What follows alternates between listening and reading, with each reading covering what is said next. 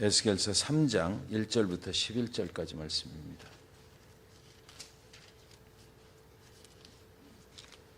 3장 1절부터 11절까지 말씀 같이 봉독하겠습니다. 시작. 또 그가 내게 이르시되 인자야 너는 발견한 것을 먹으라. 너는 이 두루마리를 먹고 가서 이스라엘 족속에게 말하라 하시기로 내가 입을 벌리니 그가 그 두루마리를 내게 먹이시며 내게 이르시되 인자야 내가 네게 주는 이 두루마리를 네 배에 넣으며 네 창자에 채우라 하시기에 내가 먹으니 그것이 내 입에서 달기가 꿀 같더라. 그가 또 내게 이르시되 인자야 이스라엘 족속에게 가서 내 말로 그들에게 고하라. 너를 언어가 다르거나 말이 어려운 백성에게 보내는 것이 아니요 이스라엘 족속에게 보내는 것이라. 너를 언어가 다르거나 말이 어려워 네가 그들의 말을 알아듣지 못할 나라들에게 보내는 것이 아니니라. 내가 너를 그들에게 보냈다면 그들은 정녕 네 말을 들었으리라. 그러나 이스라엘 족속은 이마가 굳고 마음이 굳어 네 말을 듣고자 아니하리니 이는 내 말을 듣고자 아니함이니라. 보라 내가 그들의 얼굴을 마주보도록 네 얼굴을 굳게 하였고 그들의 이마를 마주보도록 네 이마를 굳게 하였을 때 네 이마를 화석보다 굳은 금강석 같이 하였으니 그들이 비록 반역하는 족속이라도 두려워하지 말며 그들의 얼굴을 무서워하지 말라 하시니라. 또 내게 이르시되 인자야 내가 네게 이를 모든 말을 너는 마음으로 받으며 귀로 듣고 사로잡힌 네 민족에게로 가서 그들이 듣든지 아니 듣든지 그들에게 고하여 이르기를 주 여호와의 말씀이 이러하시다 하라. 아멘. 우리 어렸을 때 자린고비 영감님 이야기를 많이 들으면서 자랐습니다. 이 자린고비 영감님이 얼마나 짠지 자반고등어 한 마리를 잡아다가 방에 천장에 매달아 놓고 밥을 먹으면서 밥 한 술 먹고 그 천장을 한번 쳐다보고 먹지는 못하고 쳐다만 보는 거죠. 그런 이야기를 들은 적이 있습니다. 아무리 맛있는 생선을 달아놓으면 뭐합니까? 먹지 못하면 아무것도 아닌데 어떻게 누가 그런 이야기를 써냈는지 참 머리가 참 비상한 사람이 있었다 그런 생각이 듭니다. 하나님의 말씀이 아무리 능력이 있고 우리 삶에 축복이 된다 하더라도 쳐다만 보면 무엇하겠습니까? 먹어서 내 삶 속으로 들어와야 그것이 진짜 내 삶의 축복이 되는 것 아니겠습니까? 오늘 말씀에는 먹으라라는 말씀이 많이 나옵니다. 두루마리를 먹어라. 먹는다는 것은 바로 마음으로 받아들이고 그 말씀대로 산다는 것을 의미합니다. 그렇게 하려면 먼저 하나님의 말씀에 대한 사모함, 간절함이 있어야만 되겠죠. 한국의 초기 선교사들이 들어왔을 때 어떤 사람이 500km나 떨어진 곳에서 이 선교사님을 만나러 찾아왔다고 그래요. 그러면서 나는 이제 전에는 불교도 믿고 여러 잡신을 믿던 사람인데 개종을 했습니다. 그래서 예수를 믿는 사람이 됐습니다. 그러면서 이 사람이 선교사님 앞에서 마태복음 5장과 7장에 있는 산상수훈을 다 외우는 것입니다. 다 그것을 외웠다 그랬어요. 어떻게 그걸 다 외웠습니까? 그러니까 이분이 말씀하시기를 외우기가 정말 어렵더라고요. 그래서 저는 한 말씀 한 말씀을 진짜 내 삶으로 행동으로 실천을 하면서 외웠더니 정말 외워지더라 이렇게 말씀을 하시는 것입니다. 오늘 3장 1절 말씀에 보면 3장 1절에 보시면 또 그가 내게 이르시되 인자와 너는 발견한 것을 먹으라. 너는 이 두루마리를 먹고 가서 이스라엘 족속에게 말하라 하시기로. 여기 보면 너는 발견한 것을 먹으라 그랬거든요. 발견한다 이겁니다. 진리를 성경 속에서 발견을 하게 되죠. 우리가 하나님의 말씀을 읽으면 그 속에 진리구나 이것을 발견을 하게 돼요. 그러나 발견한 것으로 끝나서는 안 된다라는 것입니다. 너는 이 두루마리를 먹고 이렇게 돼 있어요. 내 것으로 만들라 이거죠. 진리의 말씀을 내 삶으로 실천할 수 있어야 된다는 거예요. 그래서 인자야 이렇게 부르거든요. 사람의 아들아 연약한 존재다라는 거죠. 너는 이렇게 부족하고 연약하지만 이제 이 말씀을 발견하고 진리의 말씀을 내 것으로 삼아라. 그래서 살아갈 때 힘이 있을 것이다. 하나님의 능력으로 살게 된다. 죽을 수밖에 없는 존재는 하나님의 말씀 안에서 다시 살아나는 길을 깨닫게 될 것이다라는 거예요. 그래서 발견한 것으로 끝나지 말고 그리고 그것을 삶의 실천을 할 때에 일이 일어난다라는 거거든요. 그래서 두루마리 하나님의 말씀이잖아요. 이것은 옛날에는 그 두루마리에 이렇게 기록을 해서 읽었으니까 예언의 말씀입니다. 자, 우리가 예언의 말씀이라고 하는 것이 정말 중요한 것 같아요. 우리가 우리 그리스도인들이 그걸 하라는 얘기는 아닌데 어디 투자하는 사람들 보면 땅 투자 이런 거 하는 사람들 보면은 계획을 알아야 되잖아요. 그러니까 어디 높은 사람들 또 도시 계획 이런 거 하는 사람들 이런 사람들하고 친해 가지고 그 계획을 알려고 막 노력을 하는 거죠. 그러면 저쪽 땅이 앞으로 이제 개발 계획이 있다. 그럼 거기 가서 이미 이제 미리 좀 투자를 해놓고 이렇게 하면은 나중에 이제 또 그게 실제 개발이 되면 대박 터지는 거 아닙니까? 예언의 말씀은 우리 인생에 이런 일이 일어날 것이다. 앞으로 하나님께서 이렇게 하실 것이다라는 그 말씀이 여기 들어있잖아요. 그러니까 여기를 잘 보면 인생이 대박 난다라는 거예요. 사실은. 예. 세상 말로 대박이지만 정말 우리는 선하고 복된 삶, 축복된 삶을 이 말씀을 봄으로 인해서 이걸 실천함으로 인해서 진짜 그런 삶을 살게 된다라는 거죠. 알고만 있으면 뭐합니까? 거기가 도시개발 될 거라고 알고만 있으면 뭐하냐고요. 자기 삶을 거기다가 투자를 할 때에 그 인생이 나중에 자기가 원하는 게 이루어지는 거 아니겠어요? 하나님의 말씀대로 살고 싶고 하나님의 말씀대로 축복의 이 예언의 말씀이 내 삶에 이루어지기를 원한다면 읽는 것뿐만 아니라 이것을 실천하고 살면 된다라는 것입니다. 하나님을 받아들이라는 거죠. 그리고 마음에 새기라, 그리고 그대로 살아라. 마음에 들어 있는 것이 우리의 삶을 인도해 가거든요. 내가 마음속에 무슨 계획을 하고 무슨 생각을 하고 있느냐, 그 계획이 하나님의 계획과 맞아 떨어지고 그래서 나는 그대로 살아가게 되는 거예요. 마음에 없는 대로 살지는 않잖아요, 사람이. 말도 마음에 있는 말이 나오는 거고 마음속에 있는 것들이 내 삶을 인도해 간다는 거예요. 그러니까 결국 이 말씀을 그대로 읽고만 끝나는 것이 아니라 마음속으로 받아들이고 마음에 새기라 그랬어요. 아주. 마음에 새기라. 그러면 그 마음에 새겨진 대로 내 삶이 인도함 받게 된다는 거죠. 그리고 나서 뭐라고 그랬냐면 가서 이스라엘 족속에게 말하라 하시기로 그랬습니다. 가라라는 것입니다. 이스라엘 족속에게 가서 말하라. 네가 받아들인 것을 가서 말을 하라. 복음을 증거하라라는 거죠. 에스겔에게 하신 말씀이니까. 가서 그대로 하나님의 예언의 말씀을 이게 분명히 이루어질 것이다. 확신이 없으면 가서 전하질 못해요. 그죠? 구원의 복음을 우리가 전하는 것도 내가 구원받은 확신이 있어야 가서 전하는 거지. 가서 예수 한번 믿어 보실래요? 괜찮을 것 같은데요. 내가 들으니까 그 예수라는 사람 참 괜찮은 사람 같아요. 한번 믿어 보셔도 좋을 것 같아요. 이렇게 하면 누가 믿겠어요? 그 소리를 듣고. 예수 믿으세요. 예수 믿으십시오. 영원한 천국은 보장되는 겁니다. 당신이 죄인이라는 거 믿으세요. 내가 한 인생의 간증이 구원받은 간증이 분명할 때에 내가 분명히 또 전할 수도 있는 거거든요. 확신을 가지고 너는 가서 하나님의 예언의 말씀을 전하라라는 것입니다.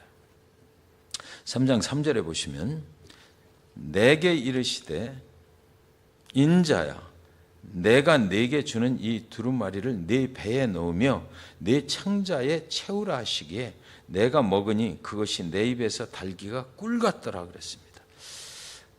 여기 보면은요, 창자에 채우라 그랬어요. 네 배에 넣으며 네 창자에 채우라 하시기에 그래서 내가 먹으니 그것이 내 입에서 달기가 꿀 같더라. 하나님이 우리를 무슨 순대를 만드시려고 그러는 것 같아.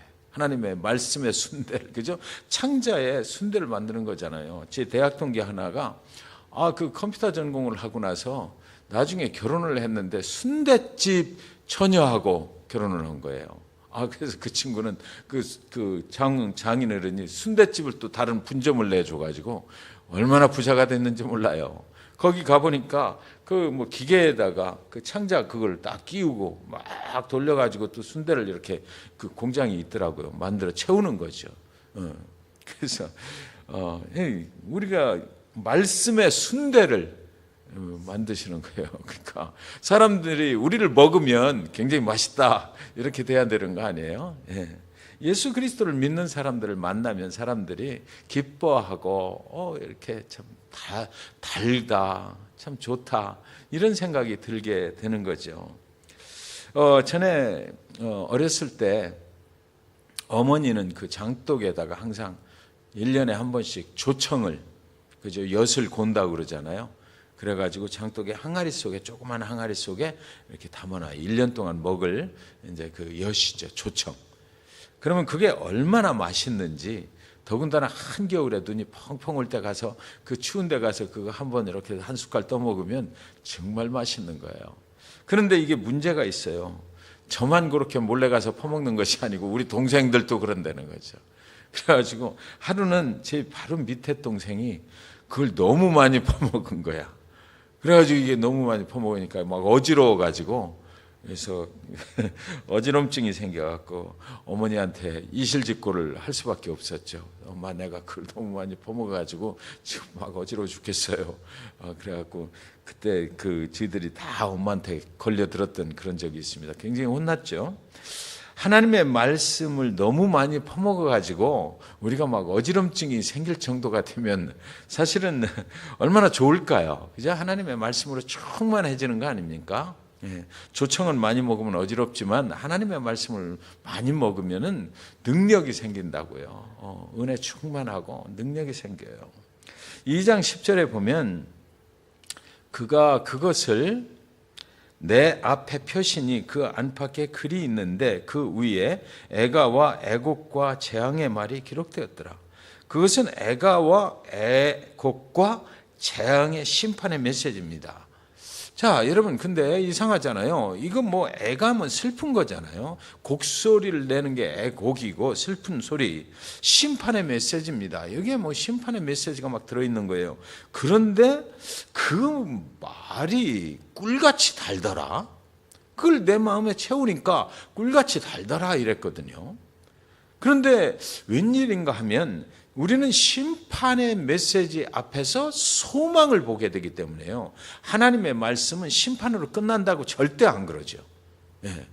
너희가 이대로 죄악 가운데 있으면 하나님의 심판을 면할 수 없다. 결국은 멸망하고 죽을 것이다. 그러나 하나님을 믿고 하나님의 말씀대로 행하고 살면 우리에게는 소망이 있다. 하나님은 축복된 길로, 영원한 생명의 길로 인도하시는 그 하나님이다. 그러니까 심판의 메시지를 읽다가 우리는 그 속에서 소망을 발견하게 된다는 것입니다. 그러니까 이 말씀을 깊이 그냥 심판만, 십자가의 메시지만 보지 말고 그리고 그 부활의 메시지까지도 봐야 된다는 거죠.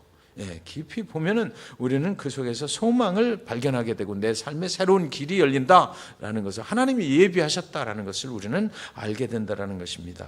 하나님의 말씀은 언제나, 복음은 심판으로 끝나는 게 아니죠. 모든 멸망과 죽음으로 갈 수밖에 없는 인간들이 이제는 하나님을 믿음으로 인해서 누구든지 주를 믿으면 그는 영원한 생명의 길로 간다라는 것으로 우리가 이어져 나가는 것입니다. 우리를 사랑하셔서 우리를 살리시기 위한 소망의 메시지를 우리는 이 성경 말씀 속에서 발견하게 된다라는 것입니다. 사람들은 말해요. 성경에 보면 막 하나님께서 다 진멸해라고 그랬다. 다 죽인다고 그랬다. 왜 그렇게 하나님은 잔인하신 하나님이냐? 이렇게 말하죠. 그러나 성경을 전체적으로 봐야 되는 거죠. 전체적으로 보면 우리를 구원하시기 위한 하나님의 사랑과 소망의 메시지다라는 것입니다. 먹는다라는 의미는 마음으로 받아들이고 실천을 해야 한다라는 것이에요. 여러분, 사모하는 자에게 꿀 같은 말씀을 주시는 것입니다. 우리가 사모하지도 않는데 그 말씀을 나에게 삶으로 받아들일 수가 있는 건 아니잖아요. 우리가 먼저 하나님의 말씀을 사모할 수 있어야 됩니다. 시편 119편 103절 같이 읽습니다. 시작. 주의 말씀의 맛이 내게 어찌 그리 단지요 내 입에 꿀보다 더 단이다.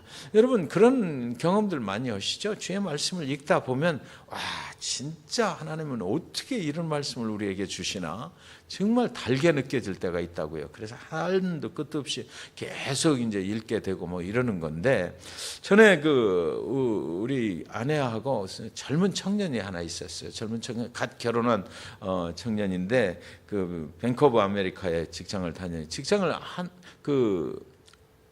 2주 동안이었던 것 같아요. 2주 동안을 휴가를 내고 성경 일독을 우리 집에 와가지고 하는 거예요. 아침 8시가 되면 저희 집으로 출근을 하는 거죠. 이제 직장으로 출근하던 것을 멈추고. 그래서 아내하고 둘이 앉아서 식탁에 앉아서 기도하고 계속 읽어나가요. 그러다가 어느 날 저한테 눈물을 펑펑 쏟으면서 얘기를 하는 거예요. 이 말씀이 정말 나에게도 해당되는 말씀인가요, 목사님? 축복의 말씀을 발견을 한 거야. 그래서 그 말씀을 붙잡고 그 청년이 여자분이셨는데 자매님이었는데 얼마나 울었는지 몰라요. 난 이것도 모르고 여지껏 살았다. 하나님의 말씀 속에 이렇게 축복의 말씀이 이것이 나에게 주시는 말씀이라고 한 번도 생각해 본 적이 없다. 근데 정말 이것이 나를 인도하시는 하나님이 나를 향하신 그런 축복의 말씀이구나라는 것을 깨닫게 되니까 그냥 뭐 눈물을 펑펑 쏟으면서 하나님 감사합니다. 이렇게 살겠습니다. 이렇게 살길 원합니다. 뭐 그랬던 적이 있어요. 참 하나님의 말씀은 달지요. 보면 볼수록 또 깊이 이렇게 새겨 보면 볼수록 너무나 달고 우리를 인도하시는 하나님의 뜻, 우리를 얼마나 사랑하시는지, 우리를 보호하시고 사실 그렇잖아요. 어저께 수요 저녁 예배 때도 나눴지만 바위 속에 우리를 감춰 주신다고 그래요. 반석에서 생명수를 내주신다고 그러고 주의 손으로 우리를 덮어주신다고 그러고 우리가 위기를 만났을 때 그분이 우리를 보호해 주신다고 그러고 하나님의 말씀은 정말 귀한 말씀이거든요. 우리가 지금까지 살아온 것도 하나님의 은혜요. 앞으로도 그분의 은혜로 살아가게 되는 것이 분명하다고요. 그러니까 그분의 말씀 속에서 우리는 그분의 능력으로 살아가고 있는 거죠. 하나님의 말씀은 사람을 변화시키는 능력이 있어요. 그렇잖아요. 그 자매님도 그 다음부터는 사람이 변하는 거예요. 그전에는 교회에 나왔다 안 나왔다 하던 사람이 이제는 매주 남편까지 끌고 애들 둘 끌고 막 나오는 거죠. 얼마나 감사한지 몰라요. 사람을 변화시키는 능력이 있는 거죠. 꿀맛을 보고 나면 참을 수가 없어요. 조청 그거 한두 번 먹어갖고 그렇게 되는 거 아니거든요. 계속 가서 퍼먹는 거예요. 맛들이면 이걸 끊을 수가 없다고요. 만약에 여러분이 하나님의 말씀이 꿀 같아 보십시오. 우리가 그거 가만히 있겠어요? 그 말씀 안에서 우리가 변해가는 것입니다. 하나님의 말씀은 보면 볼수록 우리 인생의 변화를 일으켜요. 그래서 변해가는 것입니다. 그 말씀을 사모하는 만큼 분명히 우리는 말씀대로 변화받게 될 것입니다. 여러분 생각을 해야 되는 것이 예수 그리스도 그분께서는 세상을 개혁하려고 여기 오셨을까요? 아니에요. 사람을 변화시키려고 오셨어요. 죄인을 의인으로 만들려고 오신 거지 죄인을 구원해 주시려고 자기가 희생을 해서 그걸 하려고 오신 거지 세상을 개혁하려고 오신 분은 아니에요. 우리 신학교 때 그거 굉장히 가르치더라고요. 예수님은 이 세상에 오실 때 세상을 개혁하려고 오신 분은 아니다. 그분이 오셔서 무슨 사회활동, 사회운동, 정치의 개혁 이런 걸 하신 것이 아니다. 그래서 정교 분리다. 그래서 예수님이 하신 일은 인간을 구원하시려고 오신 것이지 사람에게 관심이 있었던 것이지 정치인들에게 관심이 있었던 건 아니다. 그랬어요. 물론 그분이 오셔서 유대 지도자들하고 많은 갈등을 겪긴 했지만 그분들을 다 뭐 유대교 그 자체를 바꿔버리려고 그분이 하셨던 건 아니죠. 그분의 죽음은, 예수 그리스도의 죽음은 우리를 구원으로 인도하시는 제물이 되려고 오셨던 것이에요. 말씀 안에서 내가 먼저 변해야 됩니다. 내가 먼저 변해야 돼요. 그 말씀의 능력으로 우리의 인간이 먼저 변해야 돼요. 하나님의 사람으로, 선한 길을 가는 사람으로, 싸우지 않는 사람으로, 이렇게 우리가 먼저 변해야 되는 거죠. 그 말씀을 사모하는 만큼 분명히 우리는 그 말씀대로 살게 되고 하나님을 의지하게 되고 하나님을 따라가게 되는 그런 삶을 살게 되는 거죠. 우리 데이터나 한인 침례교회가 말씀을 사모하는 교회가 되시기를 바랍니다. 진정 거듭난 그리스도인들은 말씀을 듣는 것이 또 꿀맛이죠.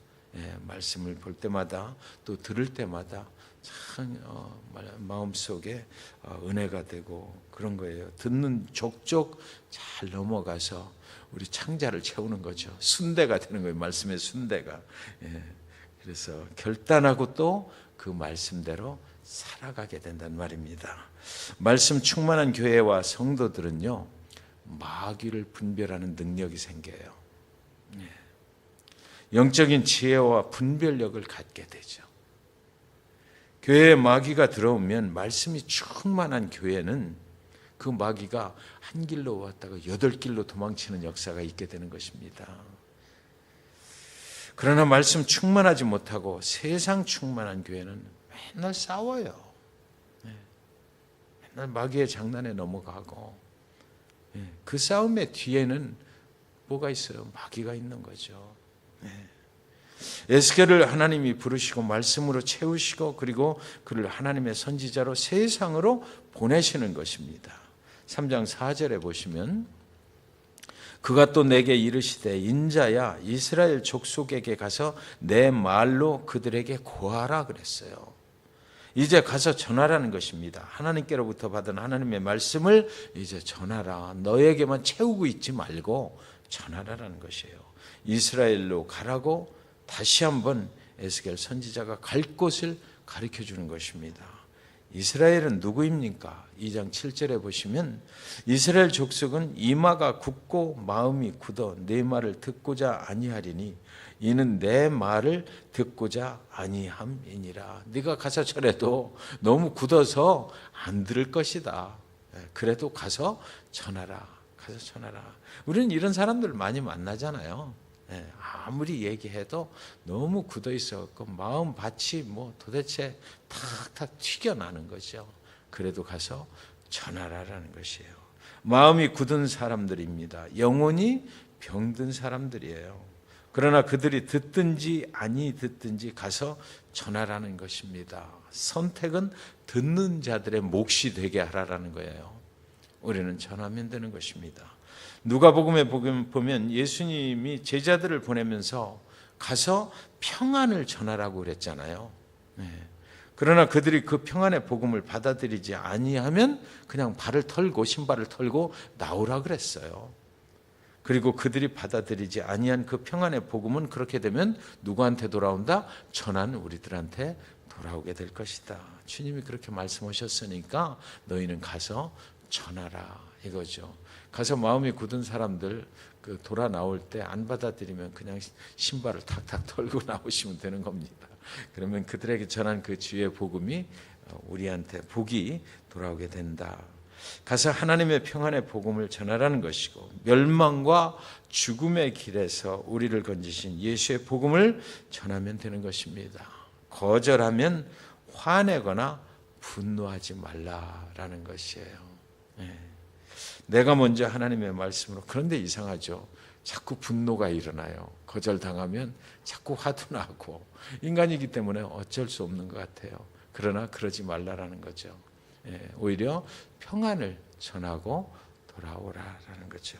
내가 먼저 하나님의 말씀으로 충만해지고 그리고 내가 가서 전할 때 나에게 하나님이 채워주신 말씀을 들고 가라 이거죠. 자, 하나님의 구원의 확신이 없이는 전하지 못하죠. 확신이 있어야만 되죠. 또 가서 이야기를 할 때 하나님의 말씀, 그 복음을 전하라는 것이고요. 하나님이 채워주신 말씀이 있어야 전할 수 있다는 것입니다. 구원받은 성도가 할 일은 누가 나를 어떻게 구원해 주었는지 그것을 전하라는 것입니다. 나만 천국에 가자는 것이 아니기 때문이에요. 누구든지 다 갈 수 있는 길을 열어줘야 합니다. 내가 만난 예수를 전할 수 있어야 합니다. 내가 예수를 만난 적이 없고 구원의 확신이 없으면 이런 일은 할 수가 없는 거죠. 말씀이 꿀같이 단 교회. 여기 이런 상상이 돼요. 여기 플랜카드 하나를 배너를 붙였으면 좋겠어요. 말씀이 꿀같이 단 교회. 그랬는데 교회 표는 만들어야죠, 그죠? 교회 표, 말씀 중심으로 가는 교회, 전심으로 예배하는 교회, 이런 거 하나님이 주시는 말씀, 이 교회를 향하신 하나님의 말씀, 비전표 이런 거는 그래도 앞에 딱 붙여놓고 성도님들이 예배에 참여할 때마다 마음에 새길 수 있도록 하는 것은 굉장히 중요할 겁니다. 하나님의 말씀을 배우고 먹는 성도, 그리고 그런 교회가 될 수 있어야 되는 거죠. 에스겔서 37장 1절 10절에 보시면 제가 읽어드리겠습니다. 여호와께서 권능으로 내게 임재하시고 그의 영으로 나를 데리고 가서 골짜기 가운데 두셨는데 거기 뼈가 가득하더라. 나를 그 뼈 사방으로 지나가게 하시기로 본즉 그 골짜기 지면에 뼈가 심이 많고 아주 말랐더라.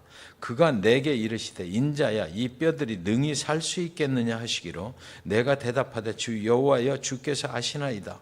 또 내게 이르시되 너는 이 모든 뼈에게 대언하여 이르기를 너희 마른 뼈들아 여호와의 말씀을 들을지어다. 주 여호와께서 이 뼈들에게 이같이 말씀하시기를 내가 생기를 너희에게 들어가게 하리니 너희가 살아나리라. 여기 이 뼈들에게 뭐라고요? 이같이 말씀하시기를 그랬거든요. 말씀으로 뼈들이 살아난다라는 거예요. 너희 위에 힘줄을 두고 살을 입히고 가죽으로 덮고 너희 속에 생기를 넣으리니 너희가 살아나리라. 또 내가 여호와인 줄 너희가 알리라 하셨더라. 이에 내가 명령을 따라 대언하니 대언할 때에 소리가 나고 움직이며 이 뼈 저 뼈가 들어맞아 뼈들이 서로 연결되더라. 내가 또 보니 그 뼈에 힘줄이 생기고 살이 오르며 그 위에 가죽이 덮이나 그 속에 생기는 없더라. 또 내게 이르시되 인자야 너는 생기를 향하여 대언하라. 말을 하라라는 거죠. 생기에게 대언하여 이르기를 주 여호와께서 이같이 말씀하시기를 생기야 사방에서부터 와서 이 죽음을 당한 자에게 붙어서 살아나게 하라 하셨다라.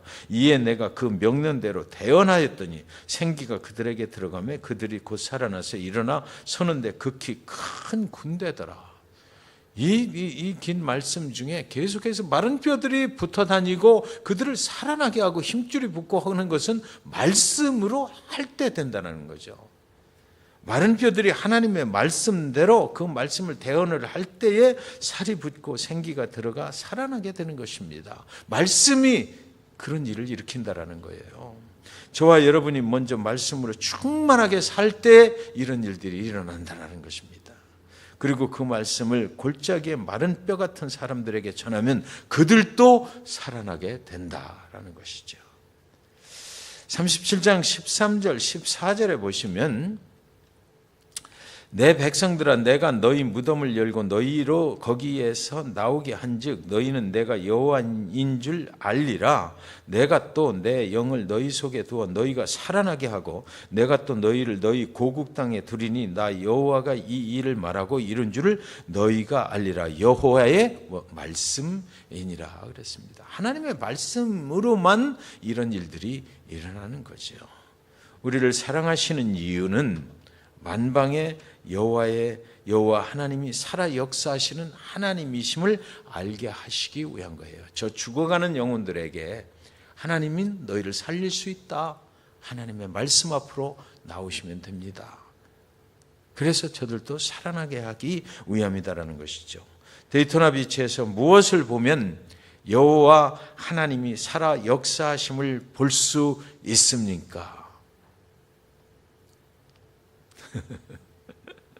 데이토나 한인 침례교회를 보면 알 수 있어야 돼요. 아멘. 데이토나 한인 침례교회 성도님들이 말씀으로 충만한 모습, 그 모습을 보면 하나님은 살아서 역사하시는 하나님이시구나. 저들 속에 있는 채워진 말씀, 충만한 교회. 그래서 그 말씀이 성도들을 살리고 교회를 살리고 이 데이토나 비치를 살린다. 그게 돼야 되는 거죠. 여호와께서는 하나님의 말씀을 사모하며 하나님의 말씀을 먹고 사는 사람들을 통해서 하나님의 일을 이루어 가신다라는 거죠. 하나님께서 번쩍 들어서 이 땅의 마른 뼈들을 살려내시는데 쓰실 수 있는 그런 교회, 그리고 저와 여러분 다 되실 수 있기를 주님의 이름으로 간절히 축원드리는 것입니다.